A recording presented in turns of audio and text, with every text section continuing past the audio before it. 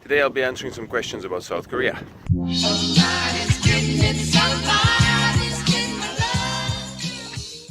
Welcome back to another episode of Q&As about South Korea. Weirdest thing happened. I just turned on my Osmo. It turns out that I didn't charge the batteries. And I don't have time to go and charge it and come back to shoot another video, so it's a shaky format. It's strange to think that when I got the Osmo, I was thinking that I was losing the convenience of having the camera in my hand, which allowed me to just quickly turn it on and off at any random time.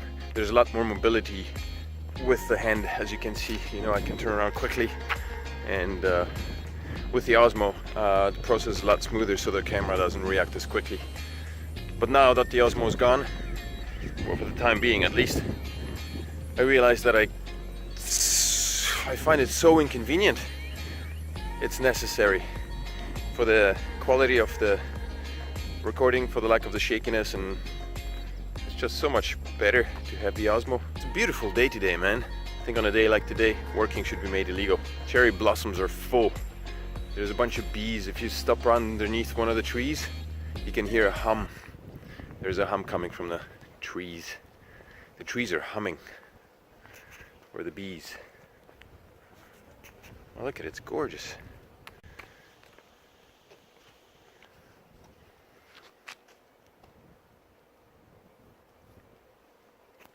I held a live Instagram session last night, hoping that I might get some questions posted by some of the viewers, but there are only two.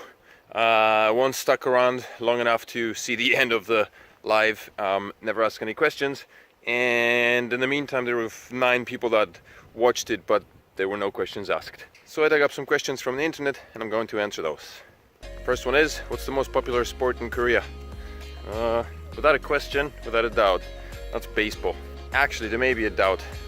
In 2002, when Korea was hosting the World Cup, there was a clear and strong madness about soccer.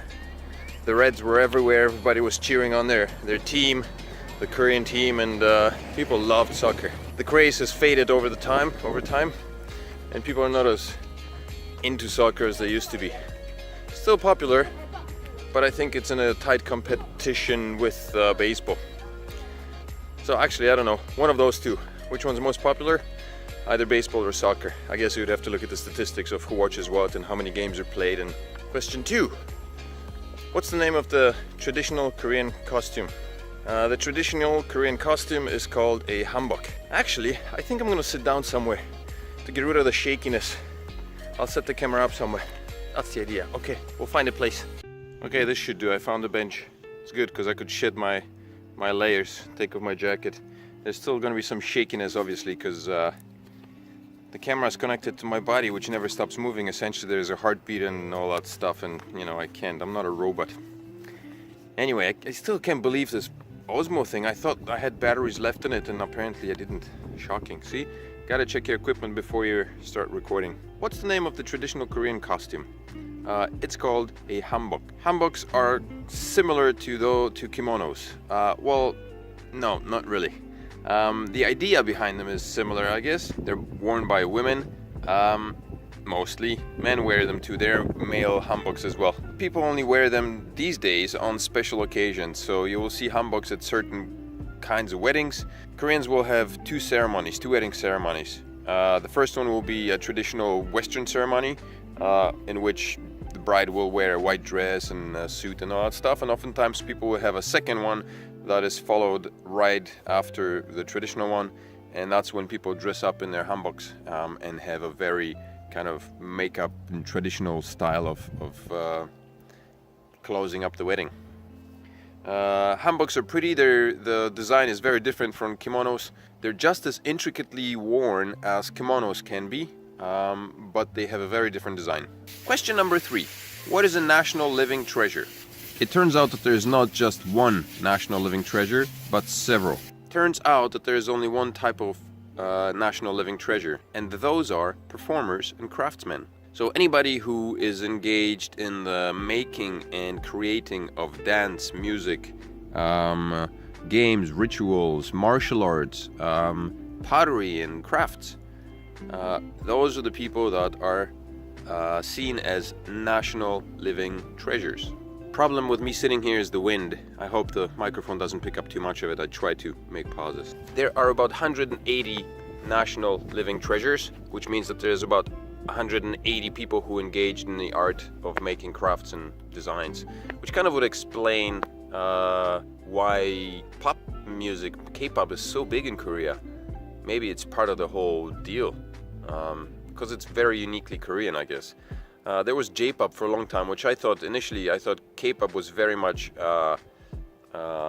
modeled on the J-pop. But while J-pop came and went, K-pop is here to stay for at least as long as people are making money on it. Which is a shame, because K-pop sucks. Well, any pop music sucks, really. On that note, you will oftentimes see programs on television that are, I've seen a few programs, I never actually watched them, but people who make traditional clothing, or they color them in traditional ways using bamboo shoots or roots from the ground dug up, and they, make things that people used to make in Korea many, many years ago. Those people would be qualified as a national living treasure. Question number 4 is about food. Rice is Korea's national food, as it is probably in most Asian countries. Second to rice is kimchi. And the question is, what is kimchi? Kimchi is essentially pickled cabbage.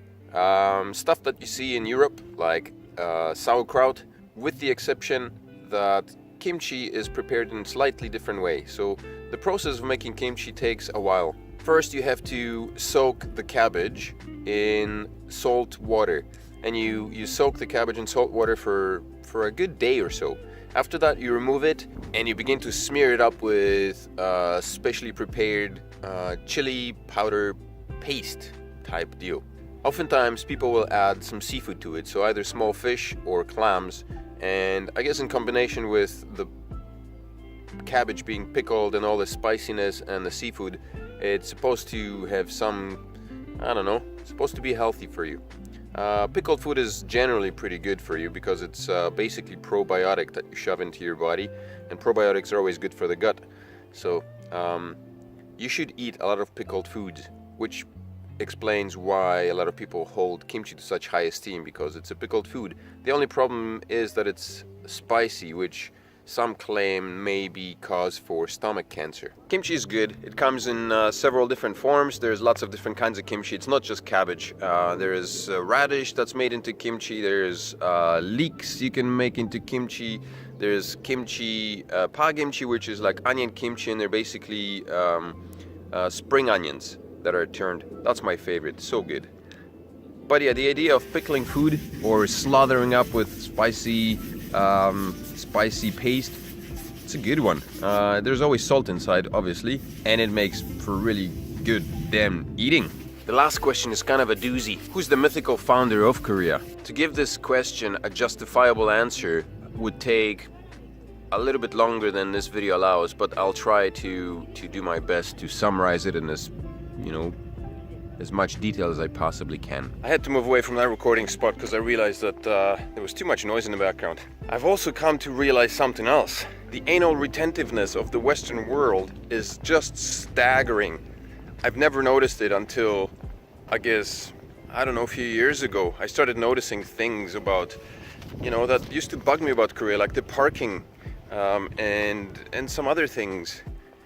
But I mean, it just, in a way, like I was upset about the indifference to how people parked. People would stop on intersections just for convenience sake, and they wouldn't care about inconveniencing other people. But the extreme, ridiculous way of how everything is controlled in the West, it makes people prisoners in their own world, having a lot less pressure when it comes to parking or any other traffic laws. I mean, yeah, I'm not saying avoid traffic laws altogether, but having some leeway without immediate punishment, for every single little stupid thing you do wrong, according to some dumbass laws, shouldn't be punished with extensive fines right away.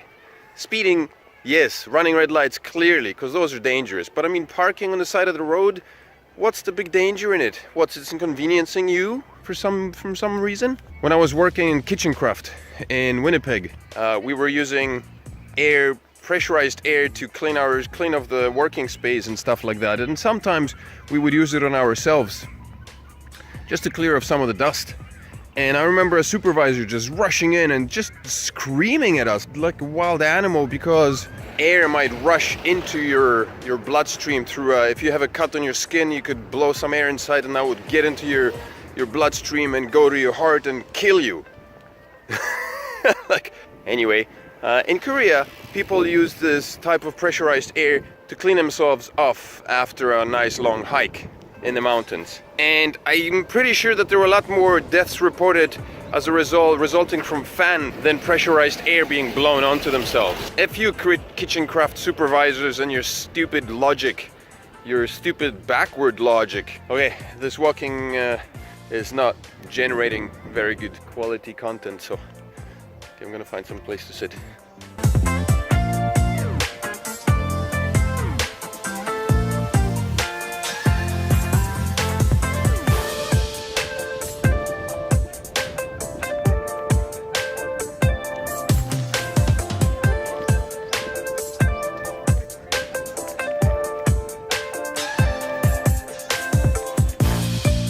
Tulip season.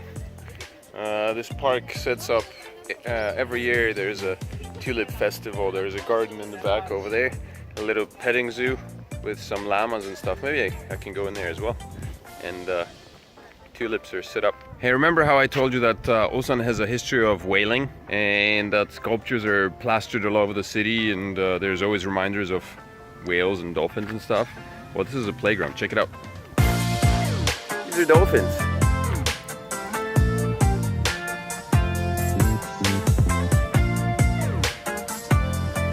And correct me if I'm wrong, but that's a whale.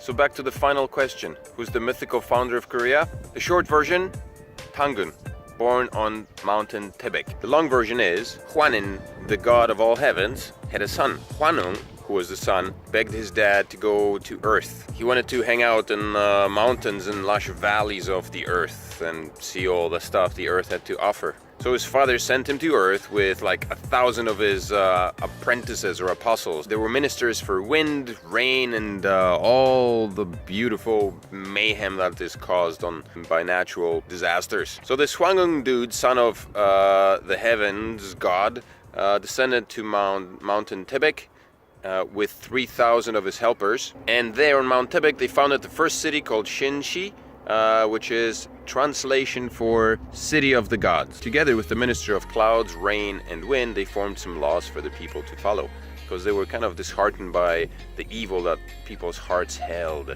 And I guess they wanted to make things better for them. And it just so happened, on that very mountain, a tiger and a bear came to Hwanung and asked him to become humans. Hwanung heard their prayers, and this is what they told them. You gotta go into a cave and fast for 100 days.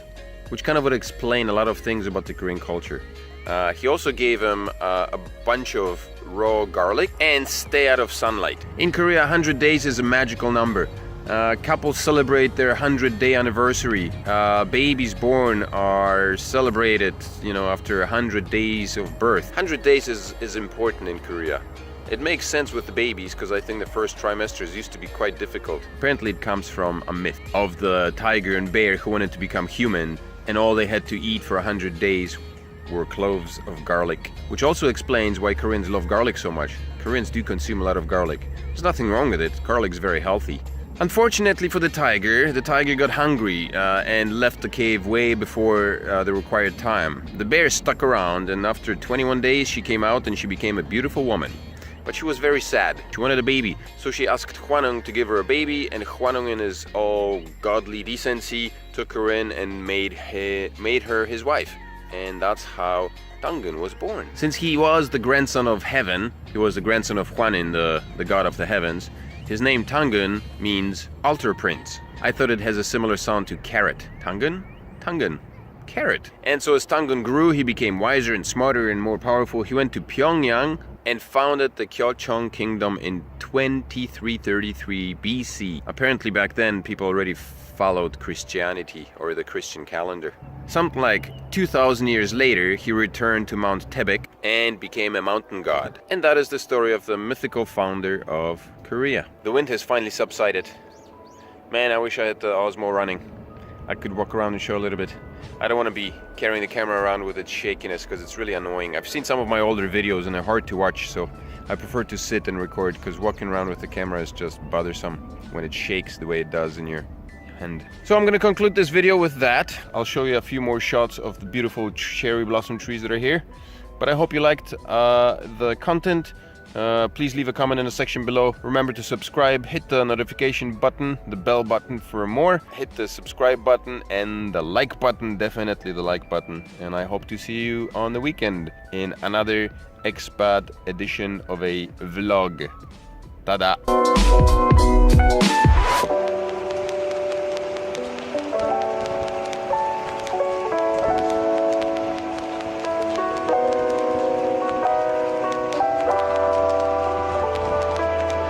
This is one of the more interesting playgrounds that I've seen here.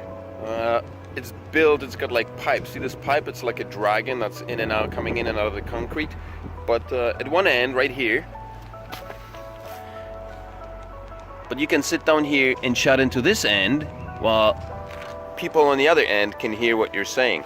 It's like a communications device, and all of these sculptures here are for kids to kind of play around with sounds and stuff. It's really cool.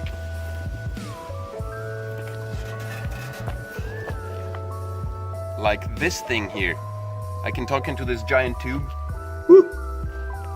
In the back there's a tiny little tube as well, and actually somebody can talk into that tube and I can hear it from here. It's like a megaphone.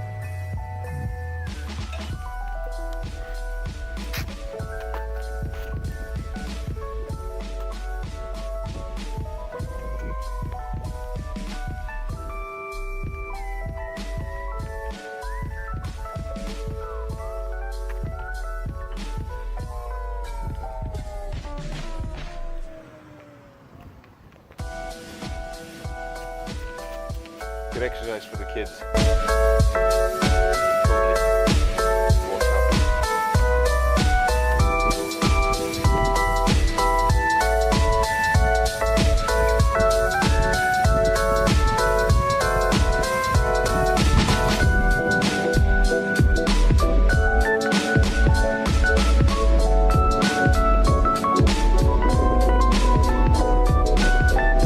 See that? Whenever Hanami season hits, or the cherry blossom hits, girls like to do that, and there's a lot of that.